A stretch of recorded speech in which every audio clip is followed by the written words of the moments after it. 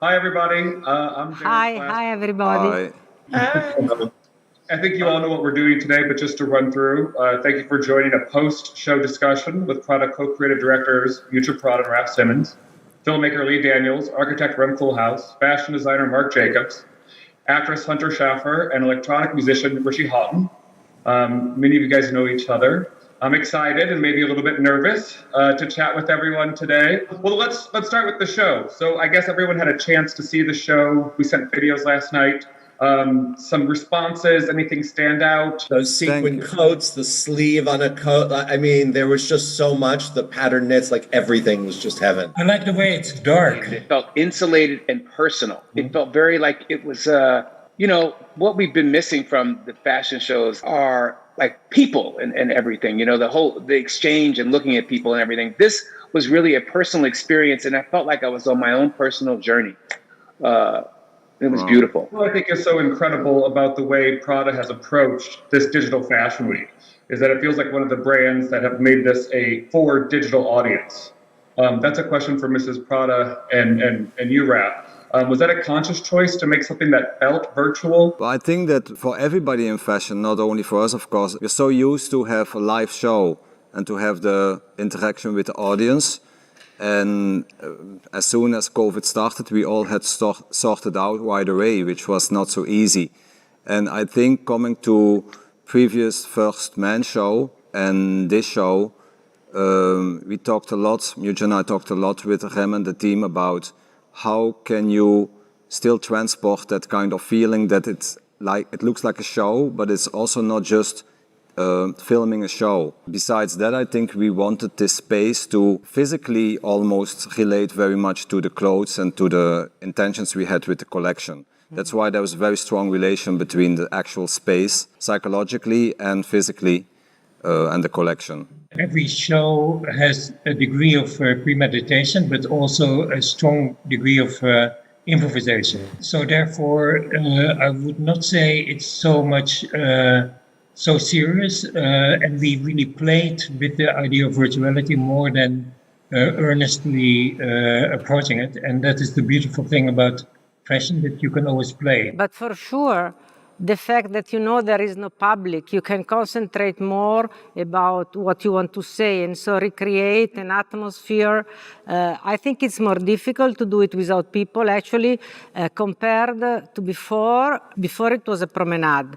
Like this is much more difficult because you have to do the show and after edit and try to find out something that makes sense as a piece of work, not just as clothes passing by. Of course, we will go back to reality, but I'm sure we will find a way that this shouldn't be lost because, okay, it was much more effort, but much more interesting, and probably at the end we will have to do both. And though not as they both are exciting in their own way, but this is, I could understand this, Prada, how difficult this was for you, because the detail, you're never taking your eyes off the clothing. You are focused, laser focused on not the celebrities and not the beautiful people and not all of that, but you're focused on the work. Has it gotten easier working together in this process, or? Yes, it got easier. And I think it was very difficult in the beginning as well, because it's so different when you do something like this or when you film the show, the actual live show. There were some very beautiful shots that started as close-up from the back. And I think that was kind of really radical, to not see fashion from the front coming at you, but disappearing in the distance. And that was a kind of... Or how have you approached this show that we just saw?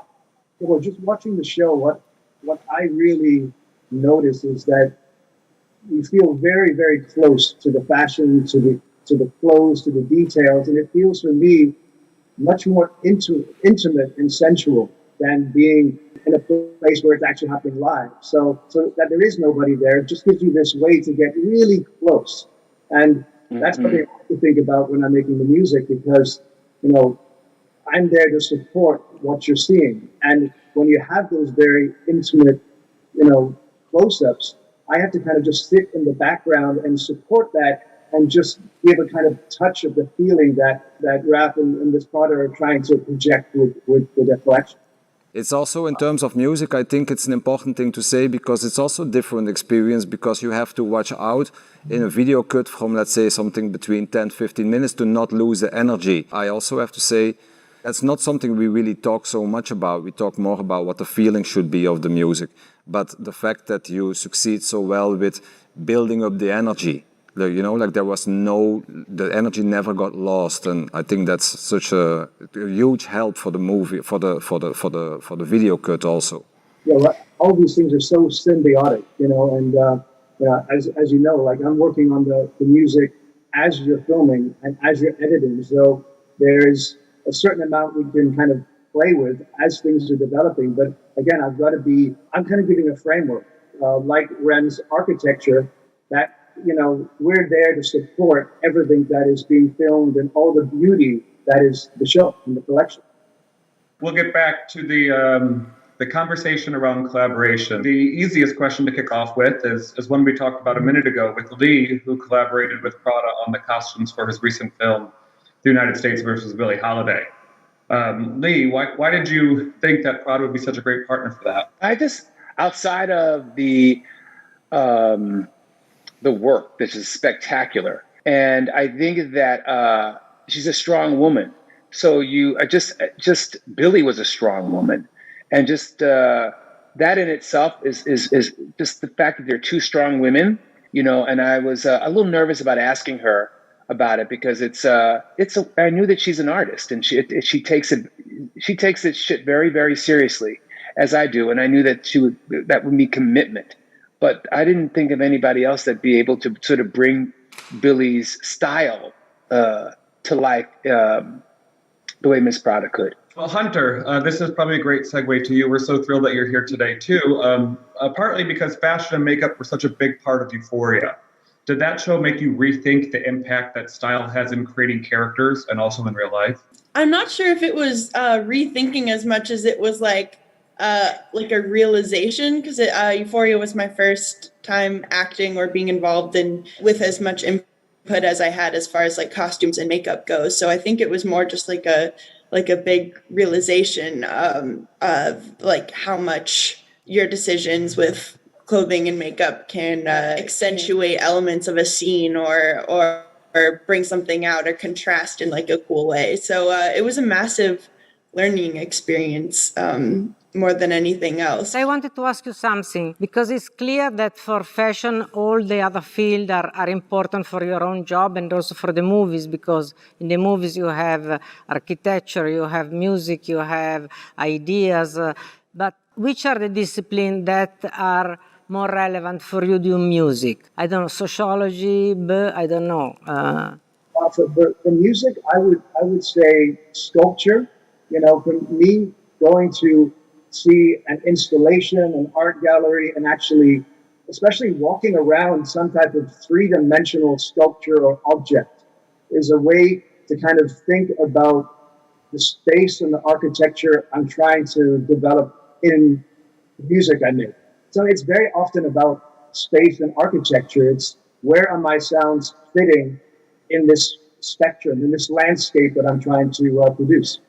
I wanted to pose the same question to Rem. Which are the disciplines that are more relevant for you in your job? Well, I think that there are two disciplines. Since we work since maybe 30 years, all architects all over the world, the most important thing for us is to understand the people we work for, that we understand their aspirations, their habits, their tics, their cultures, their aesthetics. And so there's only one profession that, systematically was looking into that, and that is anthropologist. It's as if you come from a different planet and you look and you then try to define and can really interpret very, very carefully what you see and what it means what you see. So that's crucial. The other thing where I've so deeply enjoyed collaboration with fashion is the incredible speed of fashion and the way in which fashion can assemble something sublime almost in 15 seconds sometimes. And in fashion, how the kind of flash of inspiration is very close to the kind of realized object in the best cases. And so the meticulous part of anthropology and the kind of intuitive flashes of fashion have been kind of very, very crucial. Which is the field that are influencing you more? I know for me are movies and literature. For you? For me, it's the art of living. So, of course, there's movies, there's art, there's music, there's everything. But I find that in order to do this, we need to really be present and experience life on all levels, because what we do is just one more aesthetic component of a beautiful life, like beautiful interiors and all of this. In the first, as many of you guys know, this is the third Q&A that Raph and Mrs. Prada have done together. And in the first Q&A, there was this great question, what is the Prada-ness? And I thought it would be a good question to ask our guest panelists today, because these guys have already answered it. So, Mark, maybe we'll start with you. To you, what is the Prada-ness? The Prada-ness is Mrs. Prada. I mean, you can feel it. No, don't laugh, Mrs. Prada. You see, I understand that there is something intrinsic I mean, in this collaboration with Raf, but also what we know as Prada is this incredible taste and eye for so many different things. It's culture, it's intelligence, and it's a sense of style, and it's a love of fashion, I think. And I see the Prada-ness as a film of Antonioni or Fellini or Visconti. It's like this is a mind that takes in everything and that you cannot put your finger on, but the Prada-ness is Mrs. Prada. It's every gesture, it's everything, and that's what the Prada-ness is for me. When we started work with Prada and Bertelli, there was one very interesting phenomenon, which is that they didn't hesitate to go this way or that way. And they were very practical and very immediate about it. And ever since, I've been fascinated by the way Prada dislikes something. There is a kind of very deep form of disliking, which is different from simply rejecting. But it means that you don't simply dislike, but you explore every aspect of what you dislike and then kind of do something with that energy. And I think that is a kind of very special gift that That's so true. Prada has. Hunter, for you, what is the Prada-ness? The Prada-ness is, I see Prada as sort of like an armor, but like in most, like if I think of like a night suit, like you can, it's divided up and you can see what's underneath, and that there's like always something kind of like stormy or like brewing underneath the like elegant poisedness that's on top of it, which I think also speaks to what Lee was saying about like how it like protects the woman who's wearing it, like no matter what she's dealing with, woman or person or whatever. Mrs. Prada, you probably aren't going to like this next question, but it's here, so I have to ask it. So we asked all of these guys what they find inspiring about the Prada aesthetic. But a question for you and Raf is, what have you been inspired about by our panelists? Is it their filmmaking or their storytelling or their music or their acting or their designs or their architecture? How are you inspired by your collaborators? I think that fashion is a field that requires inspiration besides life, as Mark said very well. Of course, we have to deal with architecture because it's the space we are in. We have to deal with music. We have to deal with people playing and performing. And basically, we have to somehow tell a story that was movie director does. Ultimately, it's about life, but we need, let's say so, that we need all these other people intervention. For me, I think every creative field and every creator, or from every creator, I could for sure find something that I might like. We sometimes talk about it. Like, I think many designers I might like a piece, a pen, a shoe, whatever, or from a director, maybe one movie, or from an architect, maybe one house. It becomes more complicated when it's a total body of work. We admire your work very much over time. So I think sometimes somebody does something and it's so good that it makes you curious. Mark also mentioned it. Like, you always want to see more of what this person does. And I think all of you have done that to me personally very much with the body of work that you've been doing. Even if it was just one thing, like from Hunter, I've seen one episode and I was on it. I was like, I need to see more. I see a second one, I need to see more. And I will always be now very fascinated what you do. And it counts for all of you.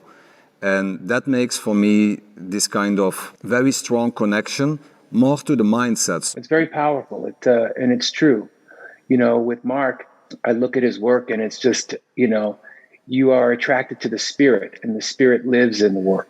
And I think that that's the same for Mrs. Prada and Raf. I mean, it's there for sure. It's about the spirit ultimately that we were attracted to. And I think it lives in all of your work. Mark, you haven't shown in here in New York during the pandemic. How are you being creative? What is your creative outlet in the absence of a fashion show? So far, this has been my creative outlet. This has been very interesting and educational.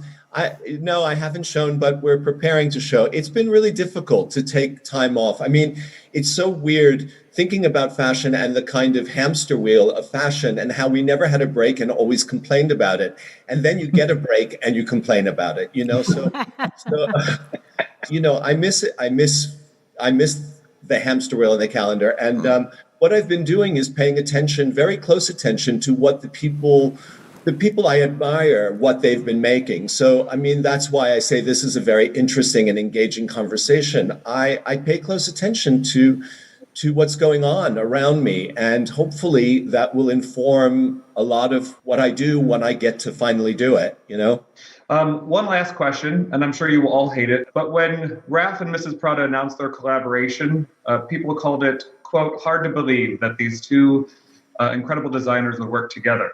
So the question we thought about posing to you all, in the art of collaboration, who is your dream collaborator?